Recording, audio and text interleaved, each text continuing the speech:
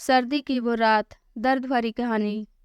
एक बार की बात है, सर्दियों का समय था। एक व्यक्ति थक हार कर काम से वापस घर आ रहा था। कार के शीशे बंद होते हुए भी न जाने कहां से ठंडी ठंडी हवा अंदर आ रही थी। व्यक्ति उस सुराख को ढूंढने की कोशिश करने लगा जहां से ठंडी हवा आ रही थी, पर नाकामयाब रहा। कड़ाके की ठंड में आधे घंटे की ड्राइव के बाद व्यक्ति घर पहुंचा, पर रात के 12 बज चुके थे। वह घर के बाहर कार से आवाज देने लगा और काफी देर तक हॉर्न भी बजाया, पर शायद काफी रात होने के कारण सब सो चुके थे। इस कारण व्यक्ति 20 मिनट बाद खुद ही कार से उतरकर गेट खोला और रात के सन्नाटे में उसके जूतों की आवाज साफ सुनाई दे रही थी। व्यक्ति कार अंदर किया और दोबारा गेट बंद करने लगा। तभी उसने देखा कि करीब 8-10 साल का एक बच्चा अपने कुत्ते के साथ उसके घर के सामने फुटपाथ पर सो रहा है। उसने एक फटी चादर ओढ़ा हुआ था।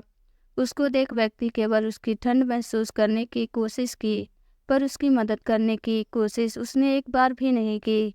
व्यक्ति महंगी जैकेट पहनी हुई थी, पर फिर भी वह ठंड को कोस रहा था, और बेचारा वो बच्चा इतनी ठंड में फटी हुई चादर ओढ़े फुटपाथ पर सोया हुआ था। ये सब देखते हुए भी व्यक्ति उसकी कोई मदद नहीं की और अपने घर में जाकर आराम से सो गया। व्यक्ति सुबह उठकर देखा तो घर के बाहर फुटपाथ पर काफी भीड़ लगी हुई थी, और उसने किसी को बोलते हुए सुना कि फुटपाथ पर सोया वो बच्चा रात में काफी ठंड होने के कारण मर गया। इतना सुनते ही व्यक्ति के आंखों से आंसू झलक आई और वह सोचने लगा कि मैं कितना स्वार्थी हूँ। मेरे पास कंबल, चादर, रजाई सब थे, पर उस बच्चे के पास एक फटी चादर थी। फिर भी वो बच्चा उस फटी हुई चादर को कुत्ते के साथ बांटकर सोया था। काश मैं उसे रात को ही एक चादर दिया होता तो शायद आज वो जी रहा होता।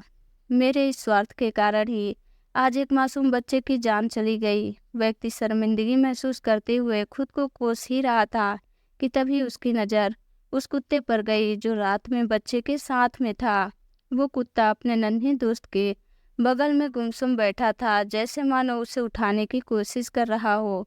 उस दिन मुझे एक बात समझ आ गई कि इंसान से अगर इंसानियत चली जाए तो वो इंसान नहीं होता, वह एक स्वार्थी बन जाता है, और अपने स्वार्थ के आगे उसे किसी की कोई परवाह नहीं होती।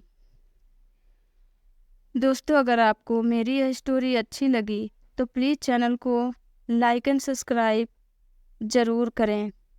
धन्यवाद।